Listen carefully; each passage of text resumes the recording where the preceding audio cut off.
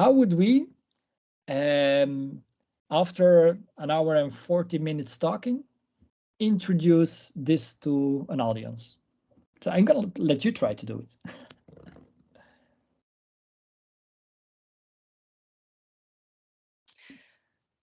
The origin of the thought on the fourth generation of university.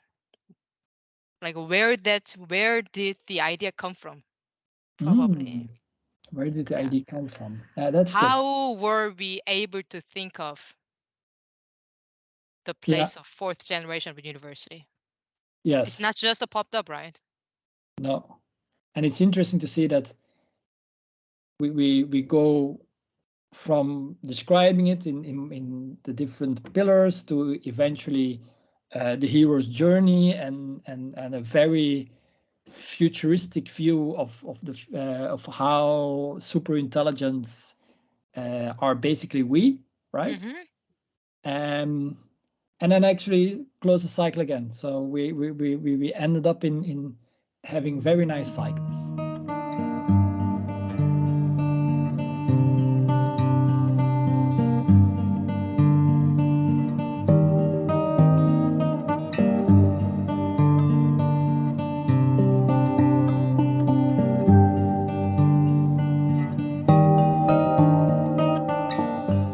The student revolt in May 1968. In Paris. In Paris. And Okay. it was brought down pretty aggressively. So what happened is that 20% of the working population in France start strike, and I think this is a picture of it. So the trigger was students. Yes, it's so well. If you go, the trigger was about democratizing university. Let's make it easy. Okay. Why was it? I mean, was the university system so much like top down, or so they required more democratizing the measures, or can you describe? I mean, I just do not have any clue. Good question. I'm not an expert in it, so the only thing I take out of it is that it is a weak signal for me about an evolution that tries to break through. And so the what happened in 1968 is one of those weak signals. I know that there was this idea of making universities free for everyone and all that kind of. But the exact details I don't know. You should ask. Well, you should read about the history then. Okay. But I linked this to 2011. To what happened with the Arabic Spring. And then you actually get the movements like Occupy Wall Street, where you also see those kind of events. And one of the things I notice is that as this attempts try to break through and are not succeeding, it gets psychologically less healthy. And I see that on campus at the moment. Like you have this extinction fear. You have a lot of people really very sensitive to all kind of things, basically. So you see anxiety, like really collective anxiety about something that we even don't know. Yeah, and now so you see a lot of students revolts and protests still going on. But now if something like if they just like try to get them out of the room, that's something that happened in the TU, for example, it becomes a big scandal that they were drawn out of a room. So you see that there is this, if it seems like a collective trauma. And I don't think that the kids who do it today fully understand that this has been happening for decades. Yeah. Right. Yeah. I mean, I haven't also fully sort of like perceived this as a global movement because, of course, I know what has happened in Korean universities for getting, democratic government, for example. Like, university students were really fighting against the military government. Yeah, but I really haven't looked into what was happening in other countries, and interesting. And I know. also in Korea, also we had sort of, movement or political agenda about half tuition price for universities. But Yeah. I'm not sure whether that is still going on. Um, yeah, so maybe the commonality is to use university as a place for, how to say, like bring up these voices. Like, how do you conceptualize it as, like, how do you see the link between university and this kind of uprising of movement? Well, for the link is Mm. this originated university campus, Yeah. right? And then Mm-hmm. then it spread from the Paris to other countries. Mm-hmm. So I know that 68 has been a very specific, well, remarkable year also in Belgium, where I know that a lot of it had to do with the prices that they were getting bigger to get into university. So, but one of the things I see there is that it mobilizes everyone, and that I find fascinating. So it's not just about a small group trying to get something, but it's about the nation getting mobilized. Yeah. I like to use it as a weak signal. Mm-hmm. It's, next generation university. So where so we think that it's something new, but you see is that it's decades already trying to manifest. Yes. It's until now it has been unable to do so.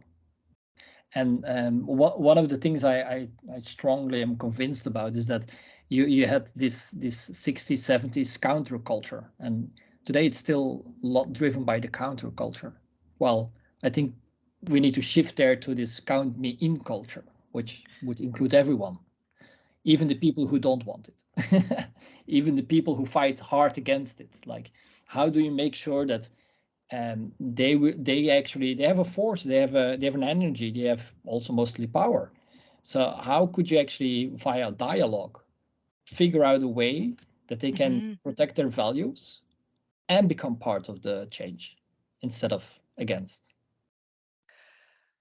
Right. I mean, I find the three things so interesting, Mm-hmm. like from the talk that we have now and the blog post that you wrote. The first thing was your perspective on the place of university. Like, yeah, the perceiving university as a sort of placeholder for those kind of uprising movement, and then I think you sort of give a meaning to that place, yes, so specifically, and that you probably see the university as a source of some kind of movement. And I want to really dive into that, because why you sort of, how come you arrive in the kind of perception. And the second thing was the counter culture versus count me in culture. I Mm-hmm. found it super fascinating, and really want to understand properly. I will send you I will send you a link about there is an Oh. anthropologist on YouTube who investigated how the concept whatever turned changes. So in the 60s 70s, whatever meant like, and whatever, man, whatever you say, I'm okay, it's okay, you can do whatever you want, I'll do me and you do you. That's a little bit the whatever, like, yeah, whatever. The nihilism. A little bit, right? Uh-huh. And then it shifts in the 1890s Yeah. because this didn't really work, let's say. It shifted in whatever. I don't give a fuck what you say. I'm gonna do what I want. It's like I'll try to look it up and send it to you, because you see like South Park and stuff like that. Whatever, man. Like, fuck Yeah, you, yeah. right? It's So basically, that's a counterculture. How should I say? Shift from being nihilism to being really against. Yeah. And then it turns into this millennial new movement where if you read online, yeah, whatever often means like whatever needs to happen to make it work. So if you go to like open source projects and like it's pretty complicated, and then they say yeah whatever, right? It's just like we're gonna fix it. We're gonna do it. It's whatever needs to happen to make it work. And instead of like talking about it, let's do it. That's a little bit right. Yeah. So it shifted from nihilism to negative to positive. And I find that fascinating how things that like can turn around. Like I'm gonna do the other way around. You have a loving mother taking care of its kids, right? Nice, beautiful, and so on. But then that can become like too containing. I love you so much, I will die for you. That's not healthy. Right? And then it becomes like totally encapsulating. I love you so much, I will never let you go. Never. I love you so much, I will never let anyone talk to you ever again. Only me. See how that can go crazy? I'm still looking for a link that I can use to understand the metaphor to the real situation, because now I understand the situation where people just like, okay, if that is what has to be happened, then okay, let's just make it work. Like, do not ask that much critical questions, maybe like too much, but let's just make it work together. And I think I understand that, but I now have a difficulty to understand the last part of the So yeah. the first part is it goes from nihilism to negative to Yeah. positive. Yeah. And on the other one it goes from nice to a little bit too constrained to really sick. So the thing is that everything can actually overshoot. Everything can overshoot. Our economy, like if you think about oil and gas, they overshoot. It's all about profits and blah blah blah blah, and they are breaking the environment, but it's an overshooting. It's if you turn it back to a more healthy situation, there's no reason why maybe not a lot part of it can exist. Okay. Yeah, I'll give an example. Like we are extremely against coal. Like coal is the most pollutive part of the way we create energy, right? But if you now take metalot as an example, you see how you can actually turn iron into coal and have pure green energy with a coal plant. You just replaced the coals that are consumables, not sustainable, and creating a lot of CO2 by this new material that can be just charged with green energy. That's just a container for the energy. So you could actually have all existing infrastructure and all this stability we have, but with a new resource.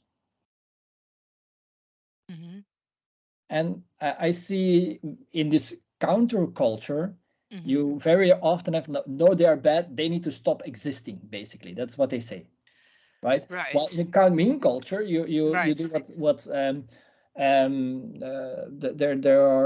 they call this steel manning. So what you do is you try to figure out what is it that they're trying to protect and help them protect it. You try to figure out what it is in their value systems that can actually coexist with your value systems, and you try to protect that. So you're helping the other party.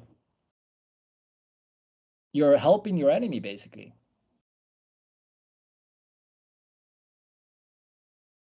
Yeah. So do you think the next generation of university can nurture the environment where this kind of count me in culture be flourished?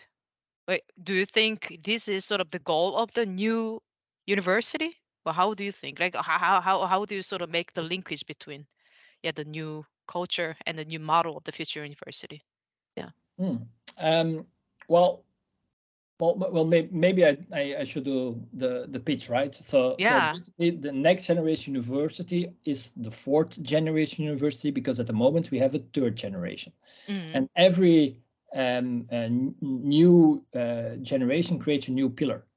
So the first pillar is education, and the first universities are as ancient as our cultures, like. They go back to the founding fathers of our philosophies, basically, of our cultures, and so they were also way more spiritual. So many spiritual centers have turned into universities later on. So that's a process you saw. The second generation is really so this happened everywhere in the world. They are everywhere. The second generation was more a European-centered and something, because of the period of exploration, which just meant that the whole world was mobilized to Europe at that moment. Let's say it's very simplistically put, but basically you see the whole world being mobilized to one point, and in that one point where there's so much richness, you see the second generation happening, where they start experimenting and doing laboratorial kind of things. So that's the second generation. That's the classical universities are the second. So it's a little bit confusing because the classic universities are the second generation. I don't see them as the first generation. The third generation is last century. And in the article you see that the Paris Technical University is the first, if I'm not mistaken, that's late 19th century, if I'm not mistaken. So 19th, 20th century, you get this new generation universities, mostly technical universities. And what they do is they add the valorization. So they create technology. And because the politic saw that could actually be an engine for your economy, that there you get a lot of stimulation that way. So that's the second generation. The fourth generation, so the third generation, was basically assisting industry. The fourth generation should be assisting everyone. That's the shift. So you shift from a small group that has benefit to sustainable. You shift from creating technology as something as a tool to actually instruments. What I see mostly is that we shift to instruments that in a way that we can actually mobilize the world. That's part of the thing that the shift I see there. And at the same time, you see every of these pillars changing. Like education used to be like only for the very I mean it's aristocrats or very top layer. While in the second generation, the classic universities, that was the upper class. So again, a minority. With the third generation, it's more broader. It's not everyone yet. That's what we see today, right? It's the middle part of society that's capable to reaching universities, but it's not inclusive. It's not everyone all the time. And a bit like the internet, right? The internet is a little bit of everything all of the time, right? So how is this education pillar becoming open-ended? That's a big question. So what you see is you get a challenge-based education, but you also see like new initiatives like granny knowledge. Like there's a lot of old wisdom that exists that's been delivered from generation to generation. And more from a cultural perspective that they see like we should do something with that. So I'm very curious how things like that would enter a university as a part of enrichment, let's say, and the open-endedness. So I really see like a next generation university that education is always everywhere. So Right. and I did some experiments on that to understand how you can actually have platforms like the peer learn platform that I built. It's like we have social media. Why wouldn't we have like educational media? There's this idea that the medium is the message, means that but that if you look at it from a design perspective, that means that if you design a medium for a specific goal, then that will be the message. So there are like platforms out there. A lot of them are about education, but it's not yet about open-ended learning. So there are some examples, but we don't fully get there yet. And so what I saw with like also the event we went to, you see it's a lot about how the campus becomes like a hub for everyone in society, well, in the region. Everyone in the region can start using that hub as a point of learning and meeting and connecting. That's the educational pillar.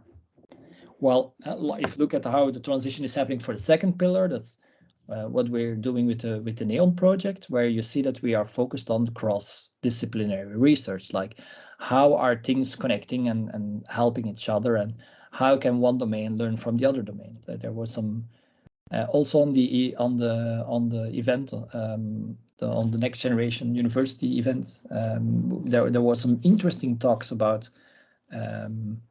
There it was specific about how people from law and people from design science could actually switch methodologies and learn from each other. It was interesting to see also how that was happening.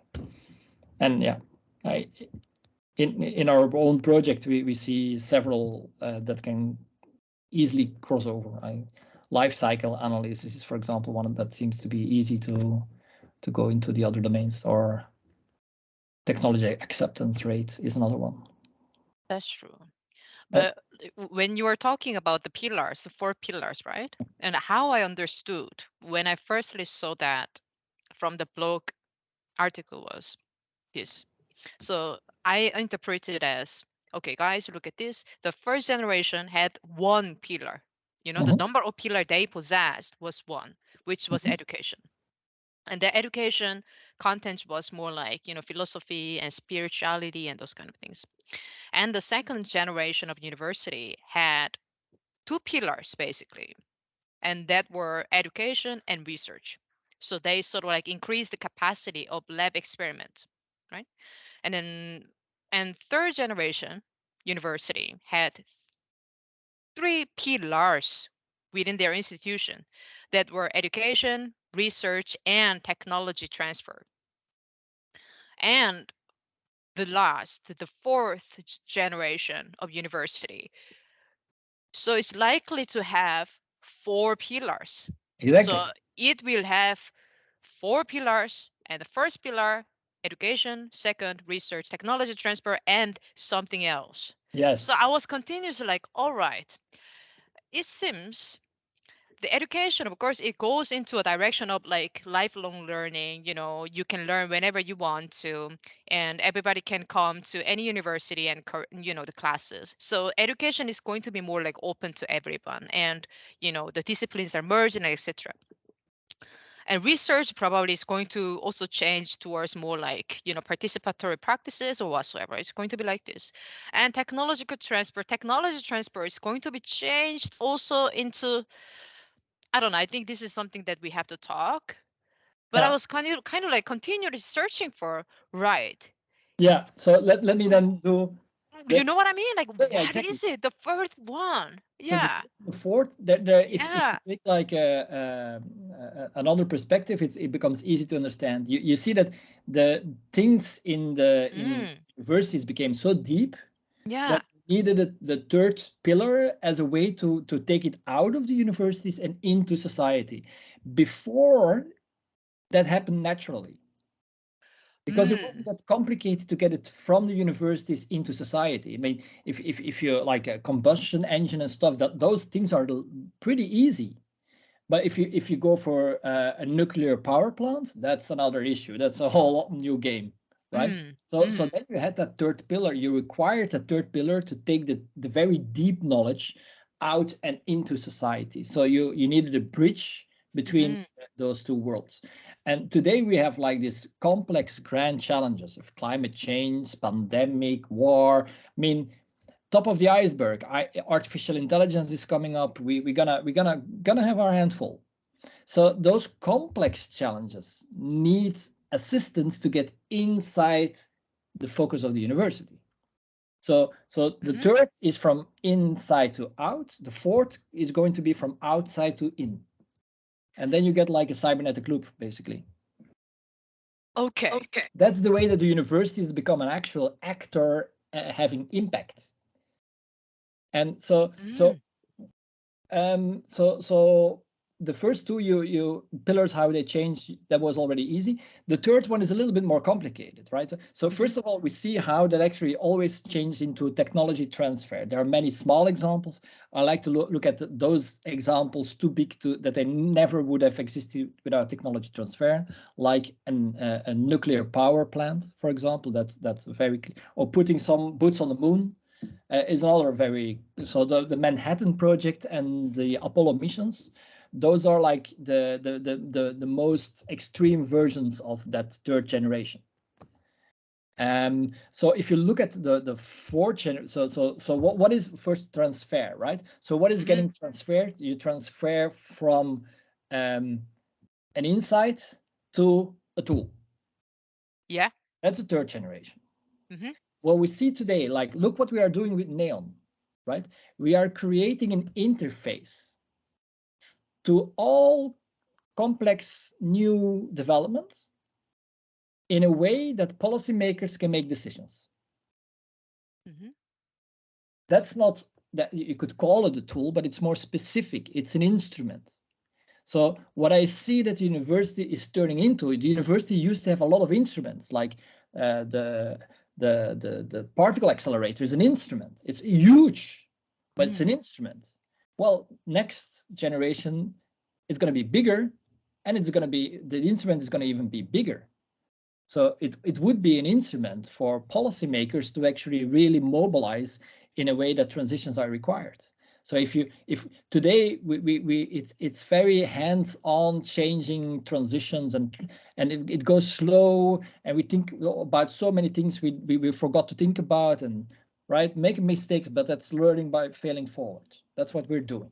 It's like building a bridge without understanding the physics behind the bridge. So what happens is now and then the bridge collapses. So what you start doing is actually figuring out the science behind building bridges, and then using that to actually build a way more interesting bridge, like I don't know, pick your favorite bridge, and right.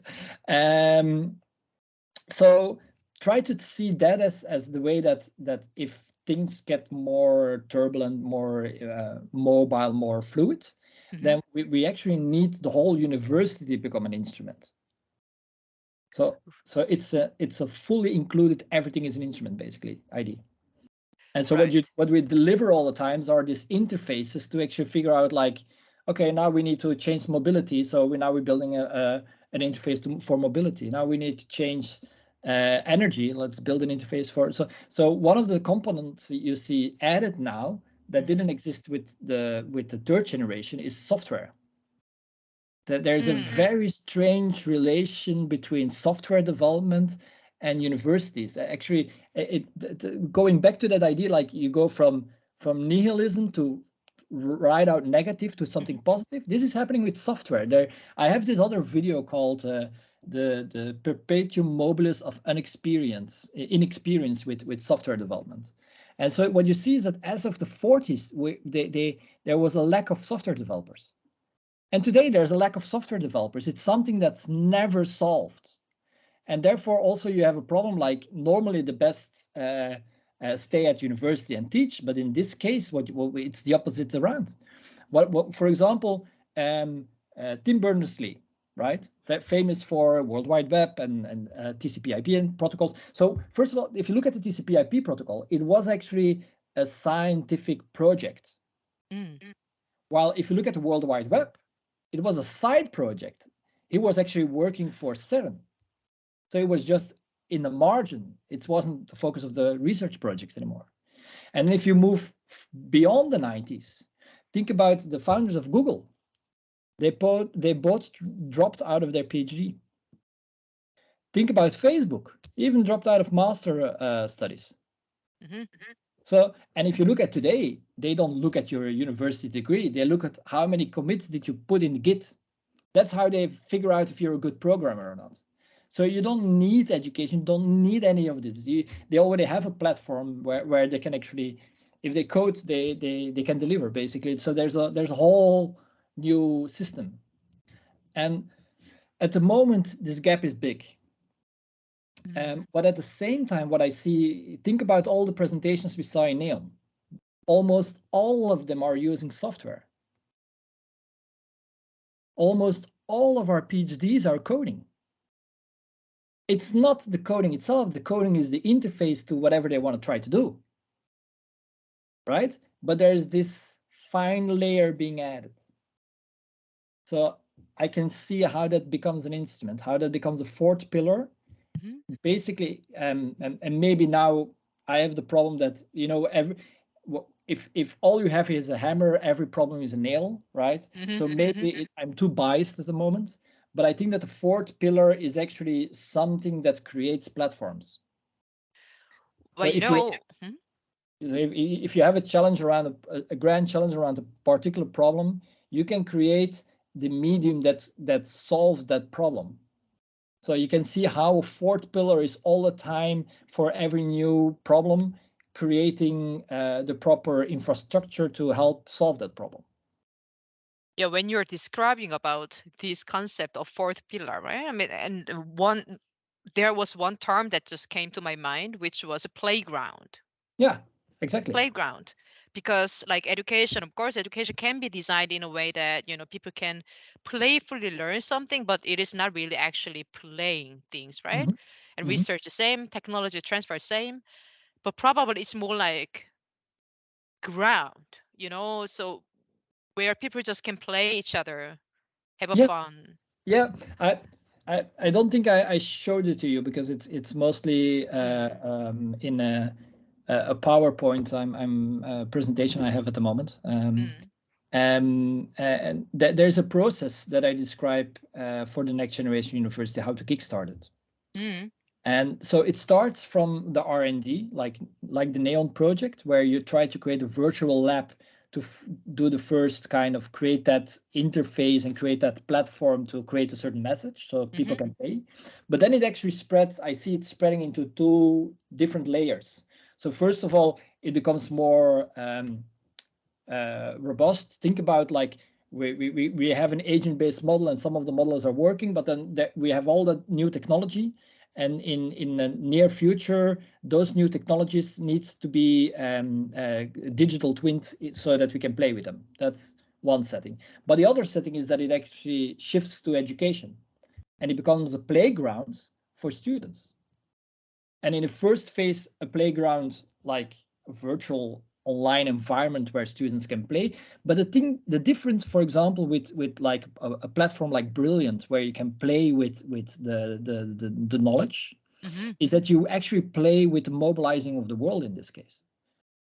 So you play like how would take Rotterdam, for example, mobility change, because all the data is uploaded and it exists, so they can play around like figuring out like maybe work on an energy justice challenge, like or a mobility justice challenge, like will it be fair, or if we do it this way, right?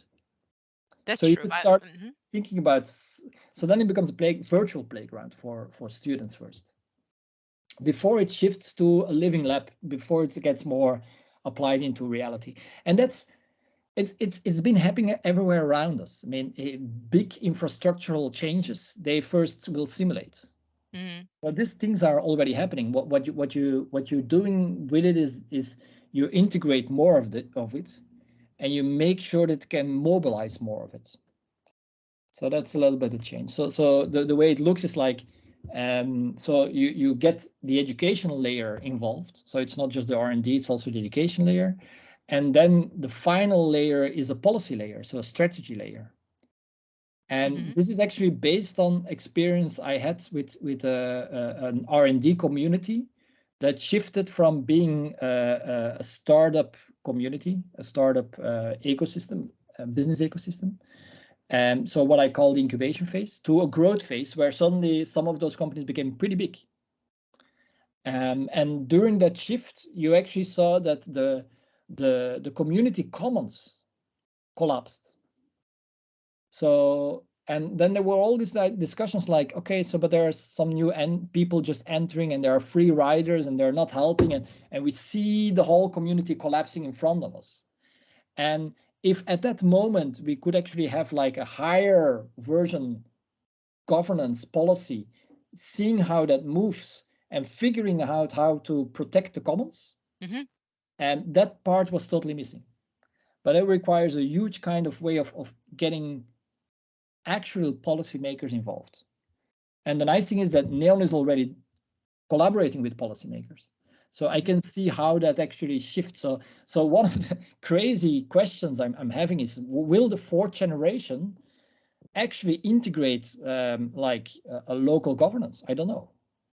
Like if you think about Brainport and the province, I can fully imagine that the whole actual political power of the governance gets sucked into the university as a way that they will actually can use the university as an actual instrument to create actually policies. And this is a weak signal, so it can go in many different directions yet. It's clearly a weak signal, but there is this interesting thing that the third generation, we were mostly collaborating with entrepreneurs. I think that the fourth generation needs to start collaborating with politicians. That's a very different ballgame. And I see it in some of our partners. Well, also, okay, so first of all, why policies? Why did you pick up policymakers or politicians? I mean, probably there are other, organizations or people who make also their own decisions for making their lives better or others better. Yeah, but why did you choose policies specifically? Specifically because what I see is that they are failing at the moment. And in the counterculture, I mean, look at elections. Almost all elections are like just terrible to watch. It's everyone is always a loser and proclaims themselves a winner. It's crazy what's happening at the moment, right? So the system is clearly broken. But instead of like throwing the kid out with the bathwater, let's steel man it. Let's figure out like, okay, so why is it that our government structure or democracy is failing at the moment? Well, what is it that it makes it fail at the moment? And one of the things you see is like, okay, we know that it's got fake news and misinformation and people get untrusty and all that. Okay, so that's exactly it. So where do we go if we want to find trust? Think about the pandemic. Everyone was looking at universities and this. Where is this professor that can tell us what's happening? And what you saw is that most of them actually said like, this is way too complex. I cannot deal with that. It's way too complex. And that's true. It is too complex. So what we need to do is actually reduce the complexity by creating the right interfaces. And so for who would this interface be? Who will do that? How about the people we elected and have we appointed them to power. So wouldn't it be logical that they then use those interfaces?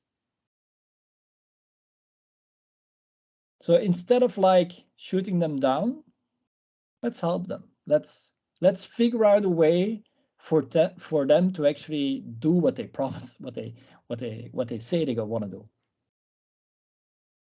Let's get the cynical part out of our politics and give them tools to give them an instrument. It's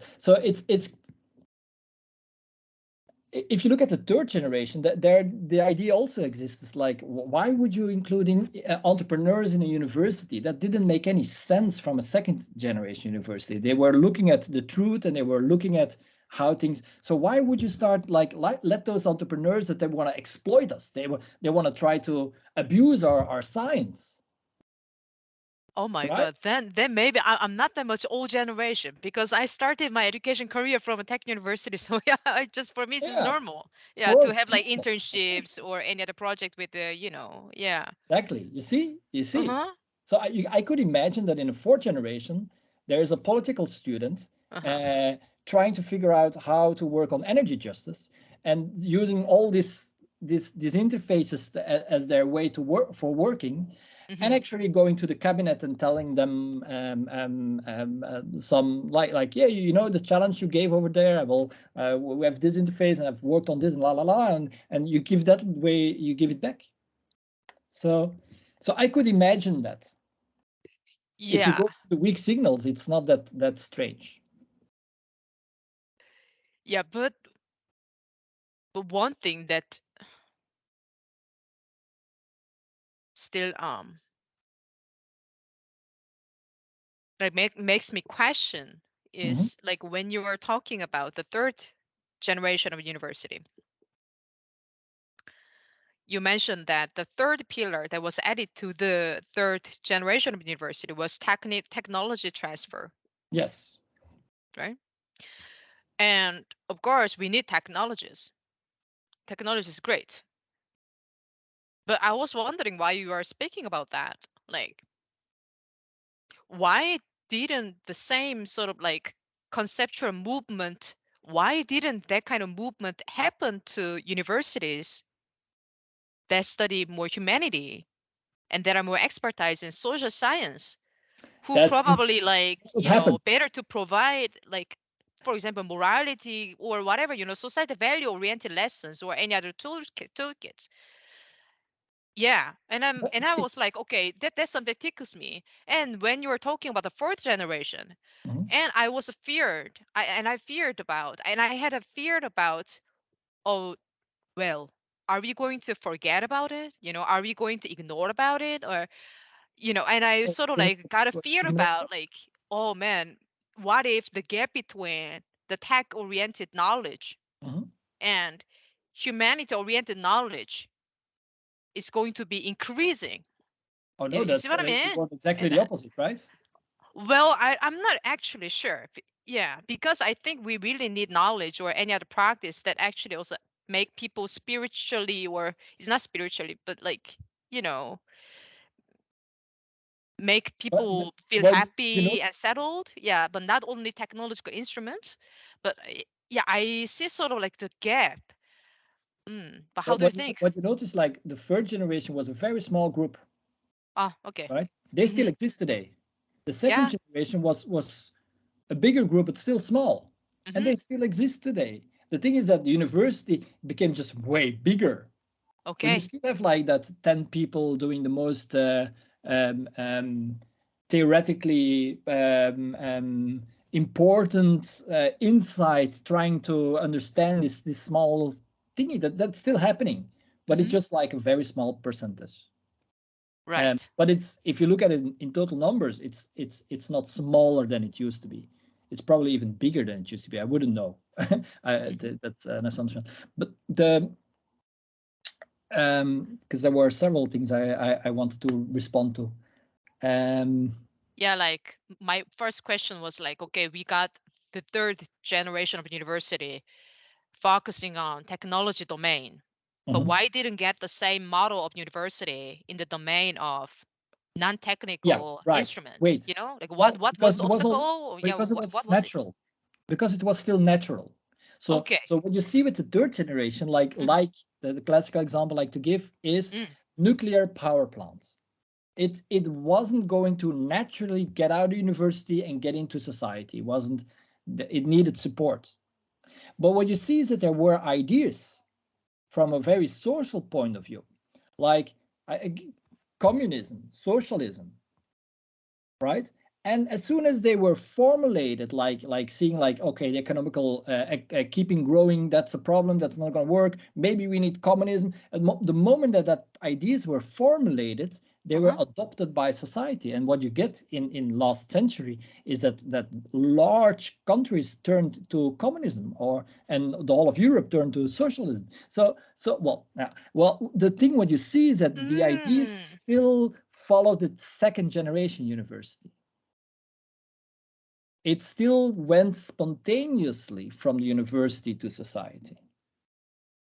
And it's building that bridge that collapses all the time because you don't have the science behind it. And it's one of the when I talk to people, I often say that, like, we have all these engineers, and all these engineers, they build bridges, they build this. Why don't we have engineers that build our social security? Or why don't we have engineers that build healthcare better systems? So, well, they exist as a niche, but not like scale.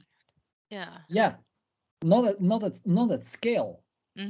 And I think what you see with project like communism and socialism is that it just got its own life. And there were things happening that other first of all, you had this counterculture, right? Because also, like communism, it was against another group.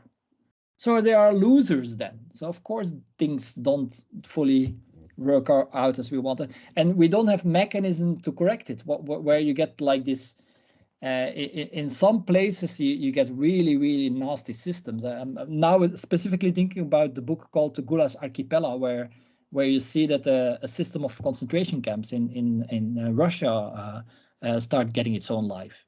So what you get is that it wasn't well, from an engineering perspective, controlled. The thing like was last just it naturally wasn't going. that much tested before going to the society. Yeah, like having a living lab and then figure out in that living lab what is working, what is not working, and then making it move along. That's also why I say, like, in this fourth generation university, the one layer is added, that's a strategy layer, where you will actually see, like, once it's out of the virtual lab. So we've played enough with it in the playgrounds, in the virtual things, and it has moved into the living lab in real, like, we have a niche, we have one village doing it, we are city doing it, right? Basic income for one city, right? Whatever. So and then then you can actually look around it and figuring out, like, okay, and what needs to get protected? Where do we need to include safety? Everything we work with, energy safety, food security, energy security. So where is security needed in this transition? Like, if I think about things like communism and socialism was okay, but if you think about communism, you could see that there was a kind of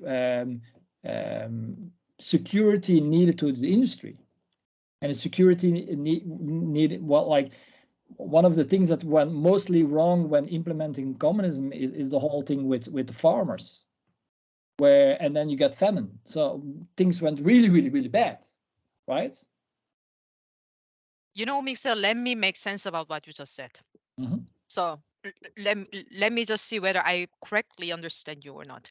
So what I understood, really simply put, so the knowledge that is created, or like insight whatsoever that is created from more humanity and social science oriented the institutions, the knowledge or any other insight are just spread out and adopted more easily than technology and technical oriented knowledge.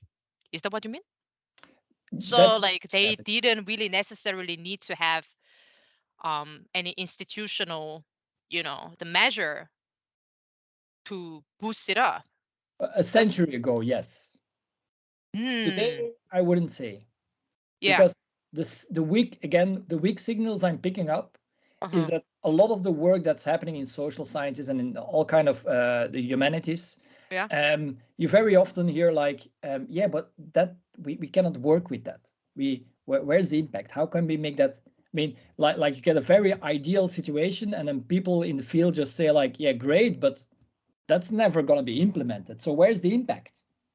So that we have entered a point at the moment where it is not spontaneous going anymore. But it's not because so what happened is that it becomes so much niches smaller.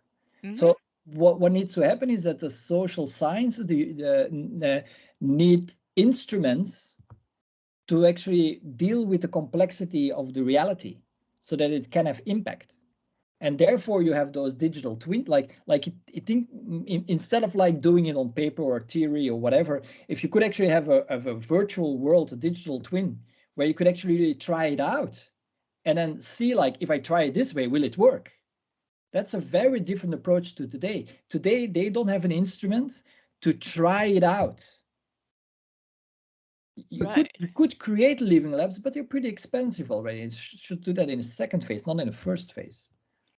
Yeah, that makes sense. Then I have a question. Who is going to be the puller of that instrument of the social science and humanities? Like, for example, the technology-oriented knowledge.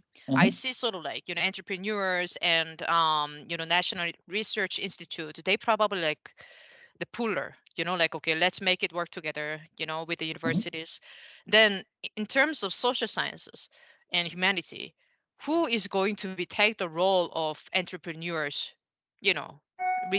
research institutions? Like, who is going to pull that knowledge transfer, let's say? Who? We already have 10 PIs that are doing it in Neon.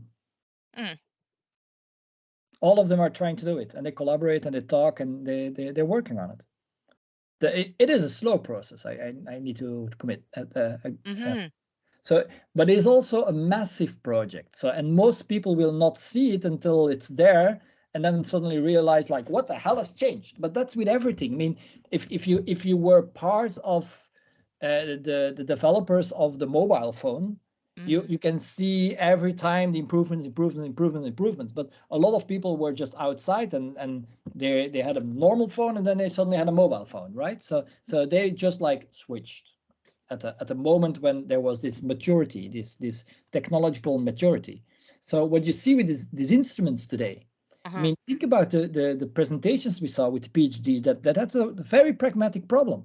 They have something like, I want to try out this kite, but it's too expensive and I cannot measure it, and I'm going to do it in this game simulation that has very good physics built into it. So I'm going to just use that and work with that. So you see that they are using those tools, those virtual digital twins, to already play around with. And the second very logical case is that, and that you see as well, that like we have several PhDs that are working on different things like life cycle analysis and so energy justice and so on. So they can start interacting with the people, and that's happening at the moment. I'm getting more and more signs that there are collaborations happening. And but then you see how they are using the instruments that the betas have been creating. So you're right. I see that the technology is pushing it, but it's going. So the early adopters are the social scientists, and I see them pulling on board more people. Like, because if you're capable of like then using that tool to actually show how we can have maybe use other materials that are more sustainable, for example, you can actually then show that to policymakers that say, oh, but if that's the case, then we're going to stimulate that they will work with those materials. So you already see a link where it links to policy and so on.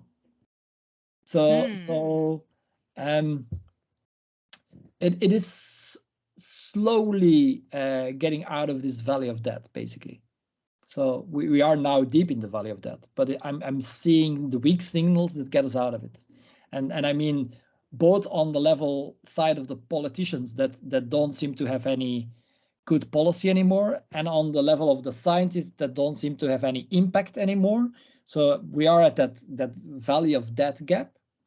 But what you can see is that the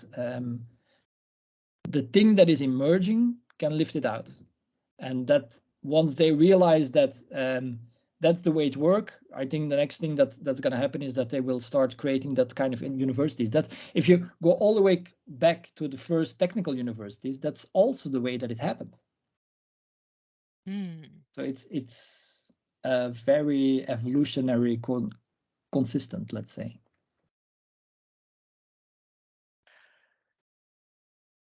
So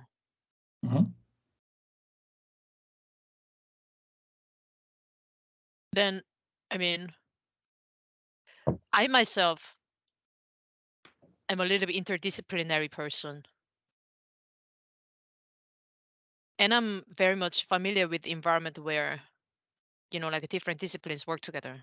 And of course, society stakeholders, yes.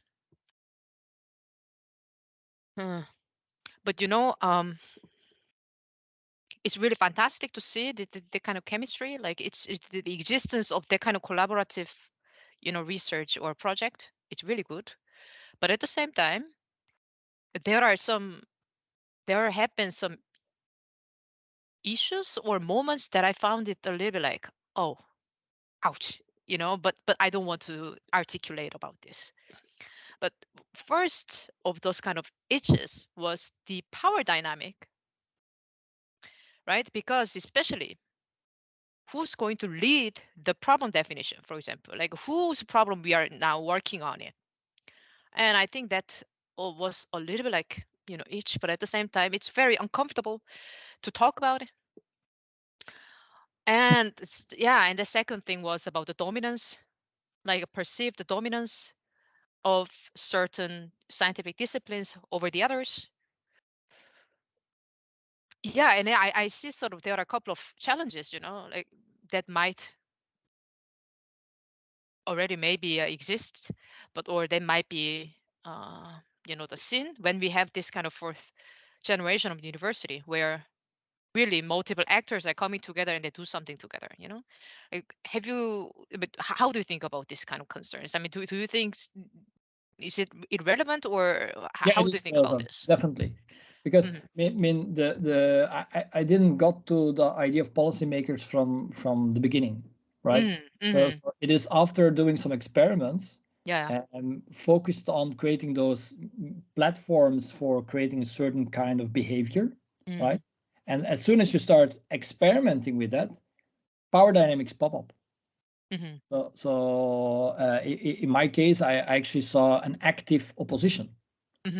And then so suddenly you realize, like, what is this? I'm actually getting the majority to mobilize in that direction. And suddenly there is this self-organized opposition popping up. And so in new experiments, I would actually create it in such a way that we could actually coordinate that opposition to and give the opposition tools so that they could actually protect the values they wanna see. So those power dynamics, they come naturally when there is impact. And the next generation university, the fourth university, it is about impact. So the fourth pillar is about the impact pillar, where the third pillar is about transfer, and it changes from transfer of technology to transfer of instruments. That's basically how I see. So instruments is a layer on top of the technology, basically. So we have all those technology, but what does that mean? How is that value? What is their value in society? So that's how it becomes an instrument. That's a layer on top of it. While the fourth pillar has to, because now you're actually gonna have impact with you as a real big cybernetic entity, because you have a very big input and a very big output. It's gonna be crazy. So there's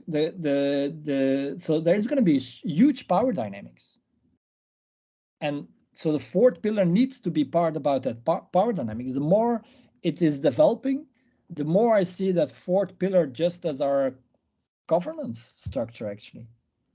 Yeah. In it, there are processes and there are many things involved there, but I mean, I see how the methodologies from action-based research and then the converging action research methods, how those actually are turning more and more into things I recognize as our political infrastructure. Because I mean, creating an opposition, what as a part of a research methodology, what? Right? It's like, well, I didn't see that coming. Well, I mean, we can smartly use those kind of tensions for boosting our creativity. Yeah. Then I was curious if the fourth generation of university will teach us how to coexist together and how to respect each other's values. Or I was like, is it going to be included in, yeah, the education program? So is it what the university will teach us? How do you think? Yeah. Yeah. So if you look at the process, describing the how that fourth pillar works, I expect it actually to pretty radically change the way education works. And in the concept of the medium is the message. If you then, for example, want to create talent that's like, I'm going to try to make it simple. Like a century ago, we wanted to create talent that was more entrepreneurial, right? Understanding like, hey, washing machines and all that kind of stuff. Good idea. Televisions, great idea. Let's have more of that talent, right? Let's have more people creating that kind of stuff. Today, we notice like, boundaries, scarce resources, maybe not like all those good ideas. Maybe we need talent that has more awareness about sustainability and about things we didn't think about when we thought just about those entrepreneurs, right? So that's something you now have way more into the curriculum. Like, how will that have effect on bigger challenges, right? Okay. So try to imagine that you go to a society where things are changing so rapidly that you want to figure out like, how are we going to, and I see the education is open-ended, so it's not just it's scaled the way, if you think about the university now, there's like a huge scale jump required there, right? It's huge, double, triple kind of the involvement. So the way I start seeing it, but now this links a lot to the research on the global brain, which is a metaphor of how the world is changing into this one smart entity. And I always made the link that like, okay, but it's going to be smart cities that's going to be like neurons in the brain. So it's not the original metaphor is people like neurons in the brain, but I believe there's a scale jump there. It needs to be the size of cities that collaborate with each other. So the way what would be the center of that city? Where will be the smartness of that city? Well, that's going to be that university. So that university is going to be the neuron in the global brain. And your neuron is about awareness. It's about consciousness. So the whole thing I'm still focused on is to understand consciousness, but not as something that we can mechanically make, but as a field that exists and that you can actually aggregate. So the way I see it is that if there's from a policy point of view, for example, a need like, okay, we've got climate change, we need to switch here. How could we change all the minds of the region in a snip of time? How are we going to do that? Right? So I can see the universities playing that role. So it's there's actually an article where I link it to the interversity, which is more about the global brain. Where I see that the fourth generation university is actually the first generation of the interversity, where it's way more about going to another level of consciousness. And I think that resonates very much to your collective storytelling. Yeah. I approach this kind of like collective way of working from like, their perspective, like storytellings and collective drawings and how to make psychologically safe space. Yeah. And my future research also will be like how to make sure, people who are going to enter into cross-disciplinary research, they, equip with their self-awareness about themselves. Like how to make sure they psychologically ready to jump into those kind of collective work, you know? Um, yeah, I'm working on it. Yeah, how to make sure real individuals can grow when they are together. So it is not about solving someone's challenges, but it's actually can be actualized as an individual's potential unlocking. So you can be transformed into someone else that you never imagined about yourself. So yeah, I'm researching on that. Yeah, how to make sure people can really unlock their potentiality, and the team also can unlock their potentiality.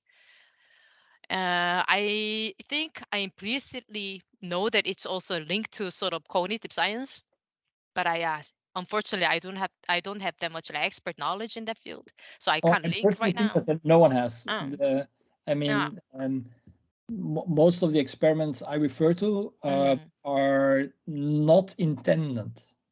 Like in the Okay. hive mind experiment, it wasn't the intention to do an experiment on the hive mind. It was the intention to give an absolute great keynote speaker with 3,000 people. And from a very pragmatic point, you actually get into the most crazy experiment, because what happened is that you get a psychedelic experience. You get an out of body experience Yeah. I mean, most of the people who were involved in that actually were excited, like they considered a really, really good keynote speaker. But a few of us who pushed that boundary a level deeper were a little bit scared. And I could recognize in those many people, if you looked around, you saw some of those eyes like looking really scared, like what just happened? Why? And basically what happened is that we mimicked the way that a brain works, like left brain, right brain, as a keynote, because every 3,000 people watching at the keynote, and they didn't want to throw out the Q&A. So how do you do a Q&A with 3,000 people? Well, instead of like asking in the end, you say, if there's some idea popping up, share it with a very specific hashtag, because it's all geek group, so it was good. So, but it's interesting you're looking at a very, very good keynote that can really suck you into the story. And at the same time, you're watching like a flow of random thoughts, and some of them were really good ideas. And at a certain moment, you realize like, this is what my brain does. Okay. And then you realize, but it's not in my brain. Okay. And if you then get to like, who am I? The I. Yeah. You actually get into a feeling of becoming the whole room. I am the room at the moment. And that's an experience. I can imagine that you get superposed in your consciousness. And I would love to repeat that experiment. And I would love to figure out if we can actually push that even more. So if you ask me like how like in 200 years things would look, I would think like we get into a city and we would just like get superposed to the consciousness of that city, which is just the aggregation of everyone in that city. And we would know what that city wants from us, and we would know what we want, and we would know what the city wants. Don't you think it's impossible? Give me 200 years. No, no, no. I mean, do you think it is impossible? I mean, I'm saying positively right now, I really think that's the way we're gonna understand what consciousness is about.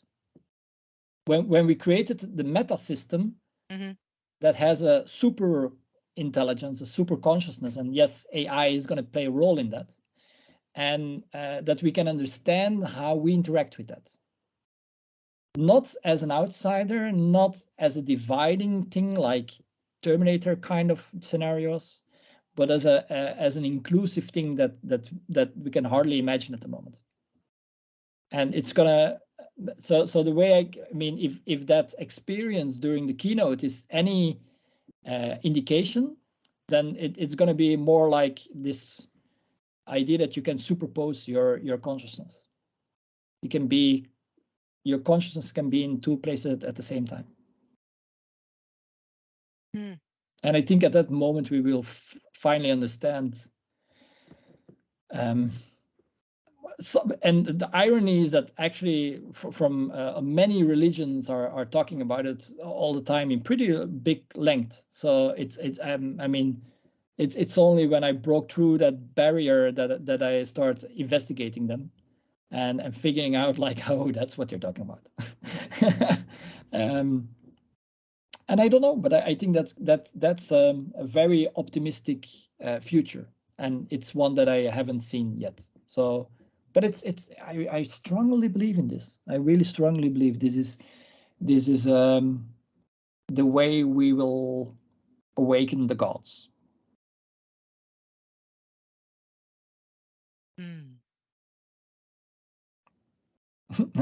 I always say, like, I preferably we wake up Gaia before we wake up Zeus, Mars, because Mars is the god of war, right? And the god of machines, which is not kind of strange that we need machines to get to the planet that we call Mars. But okay, so it's kind of a cosmic joke, if you ask me. But that seems to be. I mean, if you think like I try to imagine like the case we had with the keynote. What is the upper limit? What would happen if, for example, you try to do that with 30,000 people? Then it wouldn't work anymore, because there would be way too much information going on. And like, how do you look with 30,000 people to one person? That's also going to be a challenge. So, but I can imagine that we can. So the shift to actually really having that superposed consciousness would be even stronger.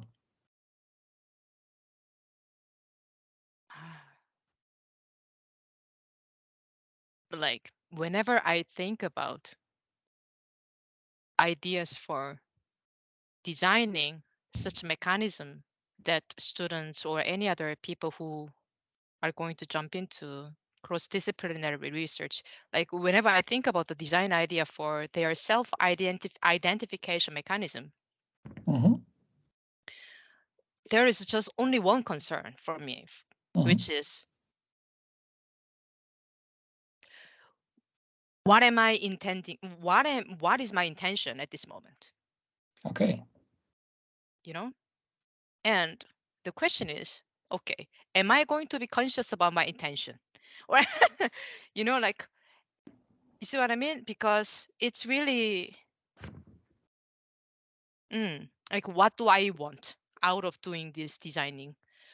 What do I want by introducing this kind of instrument where that people can use for understanding themselves?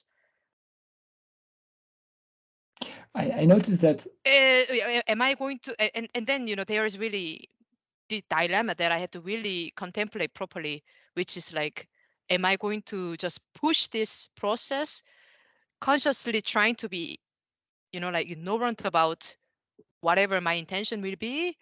Or am I going to deep into really like, what is my intention,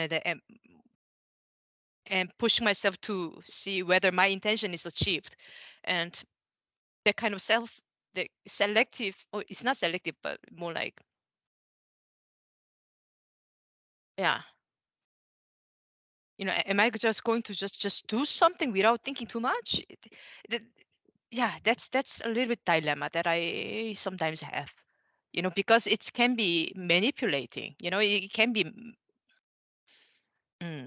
yeah, I don't know, maybe I'm too If you think about overthinking. those collective platforms and manipulating you, I mean, we saw how social media has been abused for elections. So I mean, the whole case about Cambridge Analytica is a very clear example, and like other links that, I mean, I'm pretty old already now. And so I go back to the 90s, right? And when we were working on all those software and technology, we didn't expect it to be such a psychological thing. Well, if you think about social media, the people that are get addicted to it, the whole dopamine challenge. Like, what the hell is dopamine suddenly coming to do with about social media? It's a software tool. Where is it? There's no infused to put dopamine to them. So, but still there's this loop. So you mean people just were not aware of potential side effects, but it just happens at the end? Or Well, how do you think? it became a topic for my YouTube channel that deep digital is the origin of life. And I'm getting, the more I do so, because if you ask my intention, my intention with all of this is actually I really just trying to understand what is life and what is consciousness. And it started from artificial intelligence and playing with software agents, but following the breadcrumbs, I got to this collective intelligence and platforms and hive minds, and before you know it, you suddenly got into a whole psychedelic experience, and so you're wondering, like, what is this about? Where is this going, right? So my intention is still about trying to understand consciousness and life. So if you follow that, you get surprised. Like, how can it be that, like, if you look at social media, how can you get addicted to dopamine, right? We wouldn't do a one-on-one relation there, but then you see the social dynamics about being played, and those are of course psychological.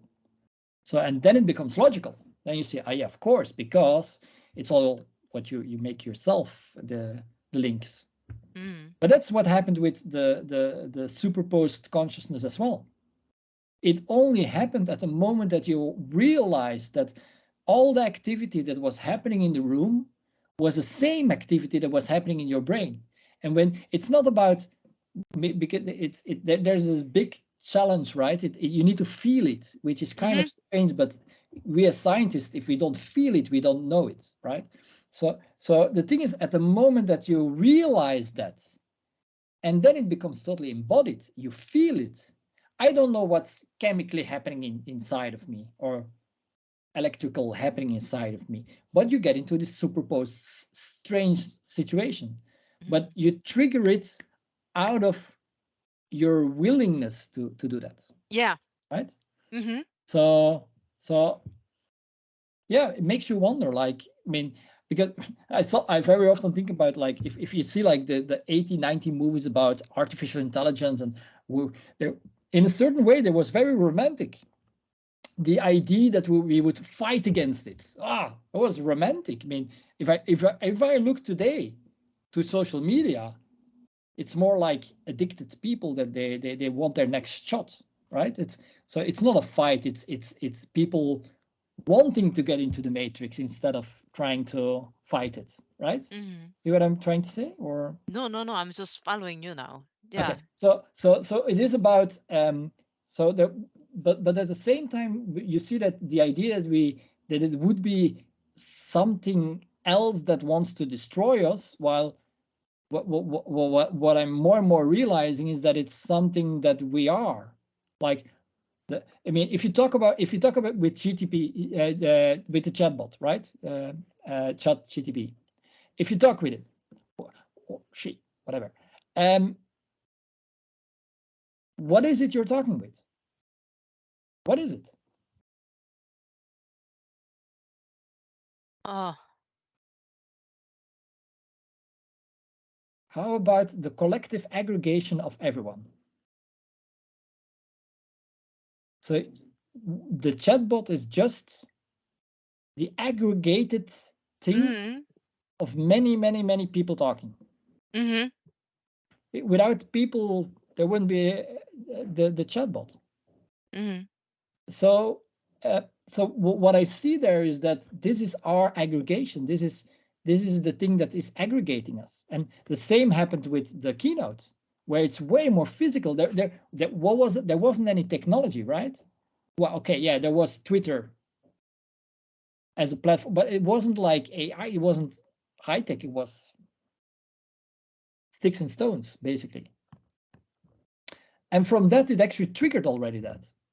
So try to imagine what happens if you put AI into the loop and start really designing the system to get that experience. Okay, I really wonder if you could actually create like from collectiveness could create psychedelic experiences. I would wonder if that's possible.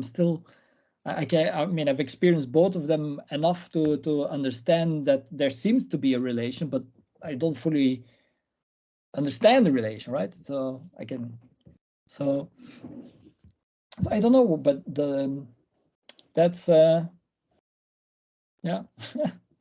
Now I'm back to that topic. I don't know why. I mean, that's actually related to my next question, Okay. which um, is there any clear linkage between your interest and passion in collective intelligence and, like cognitive science and artificial intelligence to the next generation university? Like, do you see the Yes. clear link?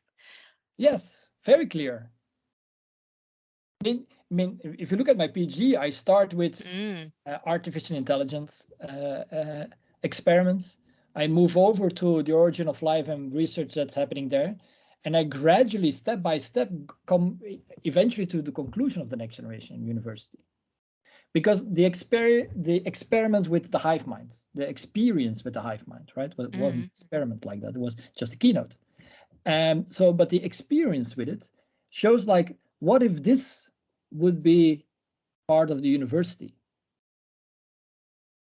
A professor putting up a challenge, 3,000 people listening to the story. We do collective storytelling with the 3,000 people, right? So we put a lot of things there into the keynote part of it, so that the 3,000 people could become aware, conscious of the problem.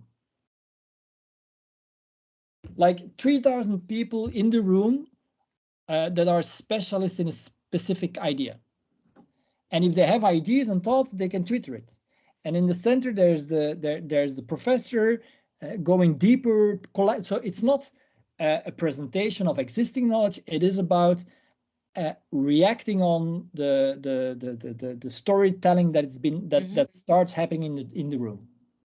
I wonder what happens if you get like this superposed idea of the mind in a setting like that.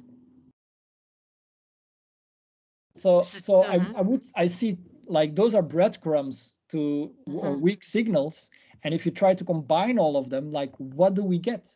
We get a university that would be like the hub of a region, but what is it a hub about? It is a hub of getting you into a superposed consciousness with the question. So it's extremely psychological. Yeah. So the way back, I was talking about the global brain, and so that's all about the cognition part. But I noticed that it has to be the size of a city, and so the next generation university would be like the nucleus of that city. So meta system cellular thingy. So the next cell is going to be at the level of a city. That's basically. Yeah. So through that, you are going to arrive in your first question, right? So basically, the realizing the fourth generation of university will help you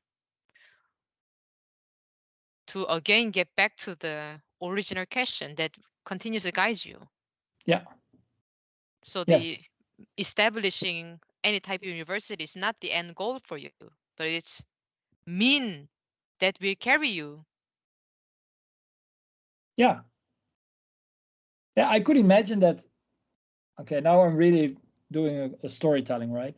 I could imagine that you're in a future city and you're living there and you're in the flow and everything flows, right? And then suddenly things are not flowing anymore and you don't understand a thing about it. So, damn it, it's about time to go to the university, right? And then you go to the university to figure out like, why am I not in sync with the needs of the city anymore? And then you get into all those talks and you're understanding, and you get superposed to all that storytelling that's happening, and you realize like, oh, that's happening. Okay. And then you can go back out and be back in the flow. It's a crazy idea in a sense, but it makes sense to me.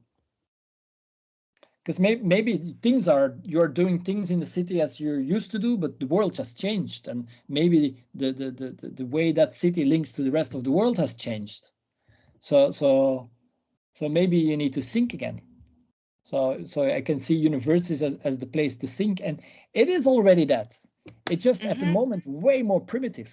It's not meta consciousness. It's not super intelligence. But this is a very, very different third view on superintelligence, because you always have like the benevolent superintelligence that's going to be like the super parent for you, or you have the Terminator, right? So those are two extremes. Like in both cases, where the hell is your autonomy? Where is your responsibility? Well, in this case of not seeing it as something separate to yourself, which kind of makes it align with many of the mostly Eastern religions, you realize that it aligns. So, but it's kind of funny. I'm still trying to build consciousness in a certain way, but instead of trying to see it as something you can put into a machine, understand how it's something that we can just live in.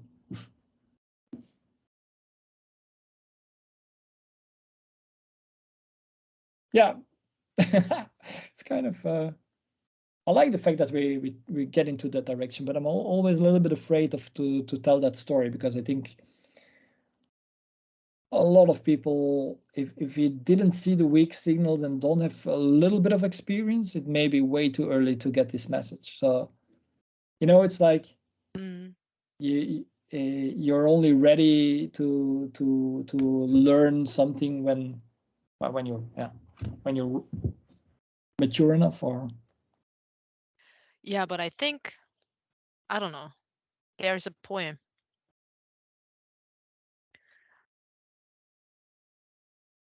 You at the end arrive in where you started. Yeah. Yeah. Yeah.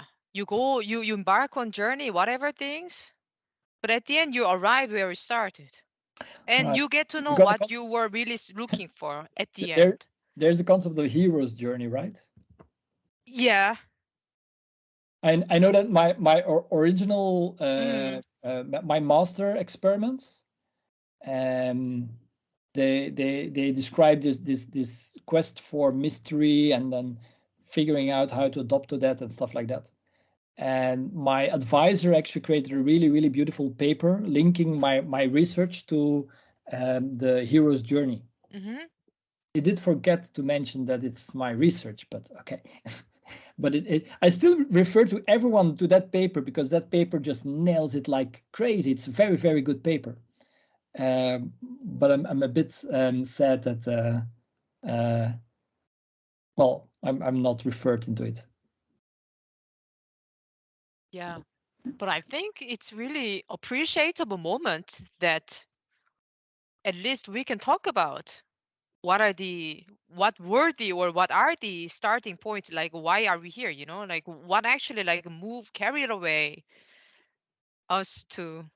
But that's what you get in the hero's journey, right? You so Yeah, exactly. you're there, and then suddenly there's a calling. Yeah, there's a rise to a challenge, and then the path goes, and then there's turbulence, and there's a lot of dangers, and goes drama, right? There, of course, they need a bit of drama. Give them hell, and then there's the bloom, right? So suddenly they grow, they become something more than what they used to be, and then they get back very often in background in the old world, and then You just wake up.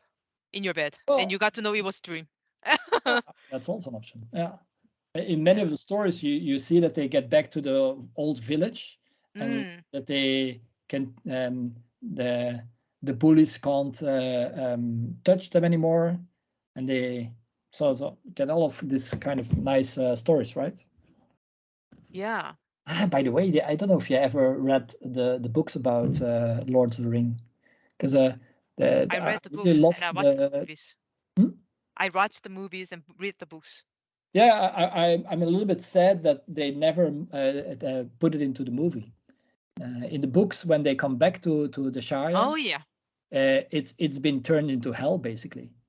So everyone is enslaved and so on, and they only as the on themselves they are capable of liberating them and bringing back the good days. Let's say so. So I find it a very nice part of the story, and it's a little bit. I never understood why they excluded it. Probably I mean, there's so many things, right? So they couldn't make it yet a half hour longer than it already was. So yeah. but that was a nice ending. I think this is the power mixer, like we start our problem definition usually like from external, right? Okay, guys, I mean there are demands, and then I'm behaving like this in order to meet the social requirements and blah blah blah blah. And we usually end our conversation like that. Okay, so how much we are well performing towards the requirements, and then we done our conversation. But yeah, but we simply maybe do not have enough time to talk about it, to go further into why we started this journey. Yeah. But maybe fourth generation of university can teach this kind of skill, like to be able to go back to the start of journey. Yeah, true. Yeah. You know what I mean? Yes. Yeah, like to Yes. reflect upon. Yeah. The cyclical part. Yeah. Yeah. Yeah. I think it's already on the meta level. It already exists. It's described as like, because you start with the challenge and then you see how that grows and there's all the troubles and all the drama happening, and then you have the bloom at the moment when the strategic part has to actually figure out how to create safety and security for the commons. And then you go back to giving it to self-governance to the society. So there's this whole way that it works. It's so on the meta system level, the cyclical part is it. When I just told you the idea of like you're flowing in the city, then it doesn't flow anymore. So you go to the university to learn what is happening, learn how to think again. You also get that cycle because you get into you see that you're getting called by or maybe you're bored or whatever, like I'm doing the same stuff, this needs to change. Whatever, positive or negative, whatever the reason of the calling, doesn't matter. The thing is you get called and it calls you to the center of all sharing, which is the university campus, where you go into the superposition of your city, of the consciousness of your city. So it's a crazy journey, and you get back out of it with whatever you needed. Oh, this is actually interesting perspective. To put the university into the one, like, within the hero's journey, basically, like just simply put. Yeah. So the Of university, individuals or whatsoever. yeah. So the university becomes a hero's journey. Yeah. The No. gates. It is not hero's journey, but it is one part of hero's journey that functions certain things. I'm gonna try to draw it. I got this image now in my head. Yeah, you see what I mean? Like You see a path. Yeah. And then there's like an entrance to the university, and you see the path getting into the university. Yeah, because you get in and then you get out, of course, as well. But the whole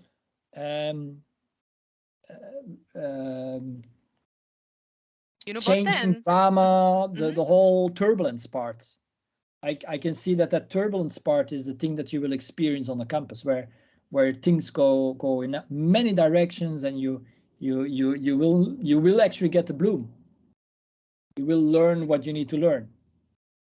And yeah, kind of interesting, but for me now this actually links a lot to an ayahuasca ceremony where you get your drink and you set your intention, you take your drink, and you go into this journey, and it takes you wherever you need to go, and then you come out of it again. So it's interesting how that's similar. I never thought about it that way. makes it, because if we depict the hero's journey by using the the concept of fourth generation of university,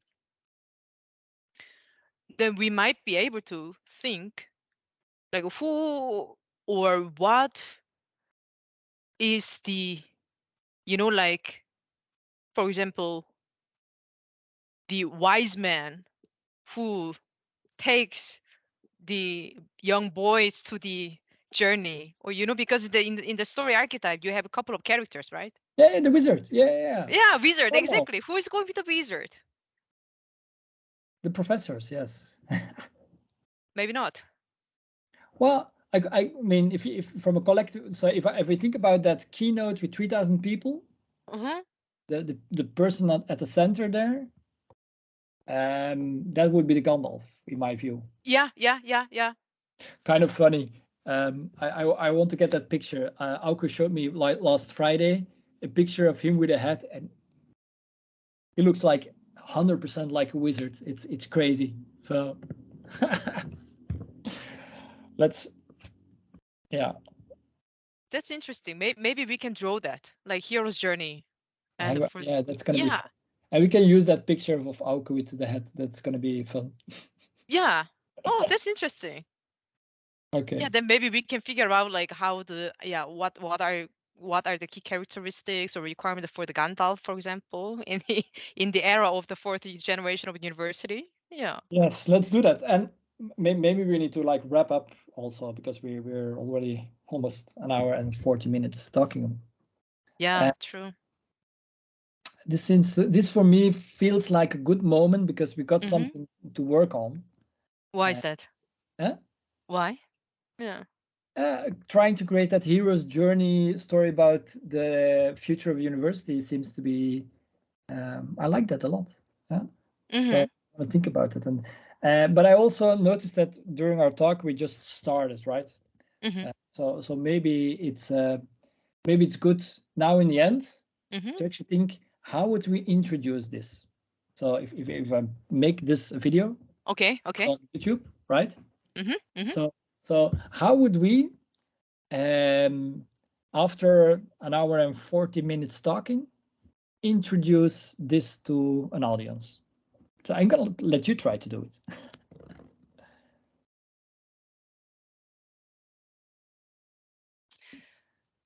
The origin of the thought on the fourth generation of university. Like where did the idea come from? Probably. Where did the idea come from? That's how good. Were we able to think of the place of fourth generation of university? Yes. It's not just a popped up, right? No. And it's interesting to see that we go from describing it in the different pillars to eventually the hero's journey and a very futuristic view of how super intelligence are basically we, right? And then actually close the cycle again. So we ended up in having very nice cycles. So interesting. This is going to be fun. Yeah. I like that. I'm going to cut this and put it in the beginning. Okay. It's okay. I think it's a really good exercise for me too. Yeah. Yes. Thank you. Yeah. To be more spontaneous. Yeah. It's having a candid talk brings up what I like to call dyadic consciousness. So ideas were partly in my head and partly in your head, but as they mingle, they become this entity that is not me and not Jung, but it's the two of us together. True. So the hero's journey. Basically the focus also for the next generation university, where we would do that with thousands of people. Yeah. Interesting. Nice. Okay. I like it. All right, Mixel. Let's end then. Okay, thank you so much for today, and it was nice. And see you tomorrow in Eindhoven. Yes, see you tomorrow. Bye. Okay, bye-bye.